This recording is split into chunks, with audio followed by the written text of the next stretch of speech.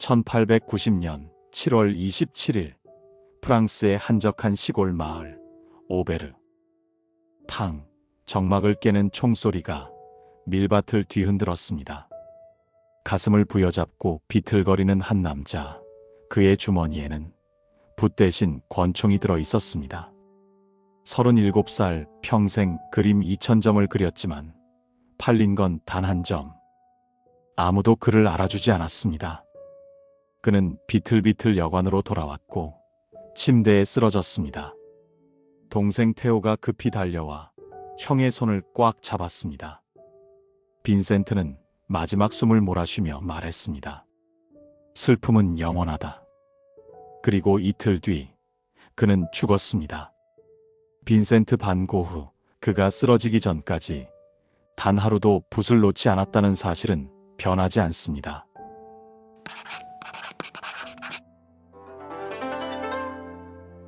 (1853년) 네덜란드의 작은 마을 준데르트에서 빈센트 반 고흐는 목사의 아들로 태어났습니다.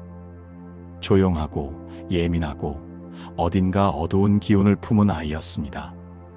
16살에 그는 화랑에 취직했습니다. 구필 화랑에서 그림을 팔았는데 처음에는 잘했습니다. 손님들과 이야기하고 그림을 설명하고 판매도 제법 했습니다. 하지만 20살이 되던 해 런던으로 발령이 났고 거기서 그는 무너지기 시작했습니다. 하숙집 딸에게 사랑을 고백했다가 차갑게 거절당했고 그 뒤로 그는 완전히 달라졌습니다.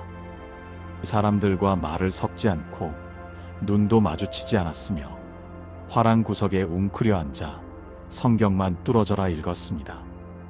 결국 해고당했습니다. 그는 방황했습니다. 목사가 되려고 신학을 공부했지만 시험에 떨어졌고 벨기에 탄광촌에서 선교사 일을 했지만 곧 쫓겨났습니다. 너무 열정적이고 너무 극단적이고 너무 이상했으니까요. 27살이 되던 해 그는 완전히 길을 잃었습니다. 무직 무일푼, 미래도 없었습니다. 부모님은 그를 포기했고 친구들도 하나둘 떠났습니다. 그때 유일하게 그의 곁에 남아있던 사람이 동생 테오였습니다. 테오는 편지를 보냈습니다. 형, 그림을 그려보는 건 어때요? 빈센트는 멍하니 그 편지를 읽고 또 읽었습니다. 그림? 나 같은 사람이? 하지만 그는 붓을 들었습니다. 왜냐하면 할 수 있는 게 그것밖에 없었으니까요. 첫 그림은 형편없었습니다. 네덜란드 농부들의 얼굴을 그렸는데 비율도 어색하고 색도 탁하고 어둡기만 했습니다. 밤에 등불 아래서 감자를 먹는 가난한 가족의 모습이었습니다. 이런 게 그림이냐고 사람들은 비웃었습니다. 빈센트는 테오에게 편지를 썼습니다. 나는 새장 속의 새와 같다. 봄이 오고 짝짓기 철이 와도 나는 아무것도 할 수 없다. 나를 가둔 철창이 너무 단단하니까. 그런데 사람들은 묻지. 넌 다 가진 것 같은데 뭘 더 원하니? 바보들아, 나는 자유를 원한다. 다른 새처럼 날고 싶을 뿐이다. 그는 미친 듯이 그림을 그렸습니다. 아침에 일어나면 붓을 들고 해가 질 때까지 그렸고 밥을 거르고 잠을 줄이고 물감 살 돈이 없으면 테오에게 편지를 보냈습니다. 테오, 미안하다. 또 돈을 보내줄 수 있겠니? 테오는 매달 돈을 보냈습니다. 자기 월급의 절반을 형에게 보냈습니다. 테오의 아내는 불평했지만 테오는 멈추지 않았습니다. 테오는 형에게 편지를 썼습니다. 세상 모두가 형을 미쳤다고 해도 나만은 알아요. 형은 천재예요. 형의 그림은 언젠가 세상을 위로하게 될 거예요. 그러니 제발 죽지 마세요. 하지만 세상은 알아주지 않았습니다. 빈센트는 파리로 갔습니다. 인상파 화가들을 만났고 색채를 배웠고 밝은 색으로 그림을 그리기 시작했습니다. 하지만 여전히 팔리지 않았습니다. 그는 남프랑스 아를로 내려갔습니다. 따뜻한 햇살, 노란 해바라기, 푸른 하늘. 그는 거기서 미친 듯이 그렸습니다. 하루에 한 점씩, 때로는 2점씩. 손이 떨리고, 눈이 침침하고, 머리가 지끈거려도 멈추지 않고 그렸습니다. 테오에게 편지를 썼습니다. 나는 깊은 절망 속에 있지만 여전히 차분하고 순수한 조화가 내 안에 있다. 모든 집에는 음악이 있고 모든 마음 속에는 음악이 있다. 하지만 그의 마음은 점점 무너지고 있었습니다. 친구 화가 고갱과 함께 살았지만 두 사람은 매일 밤 격하게 싸웠습니다. 어느 날 밤 빈센트는 자기 귀를 면도칼로 싹둑 잘라냈고 피가 뚝뚝 떨어졌습니다. 사람들은 그를 미쳤다고 수군거렸고 고갱은 짐을 싸서 떠났습니다. 빈센트는 텅 빈 집에 혼자 남았습니다. 마을 사람들은 청원서를 냈습니다. 저 미친 사람을 이 마을에서 내쫓아 주십시오. 빈센트는 스스로 정신병원에 들어갔습니다. 1889년 5월 생레미의 정신병원. 좁고 축축한 방 하나, 창문 밖으로 보이는 밀밭과 사이프러스 나무. 빈센트는 거기서도 그렸습니다. 밤하늘을 그렸습니다. 별이 빙글빙글 소용돌이치듯 돌아가는 그림. 지금 우리가 아는 별이 빛나는 밤이었습니다. 그는 테오에게 편지를 썼습니다. 내가 보여주고 싶은 건 이 괴짜가, 이 아무것도 아닌 사람이 그 가슴 속에 무엇을 품고 있는지야. 그게 내 야망이다. 원한이 아니라 사랑에 기반한, 열정이 아니라 평온에 기반한 야망이지.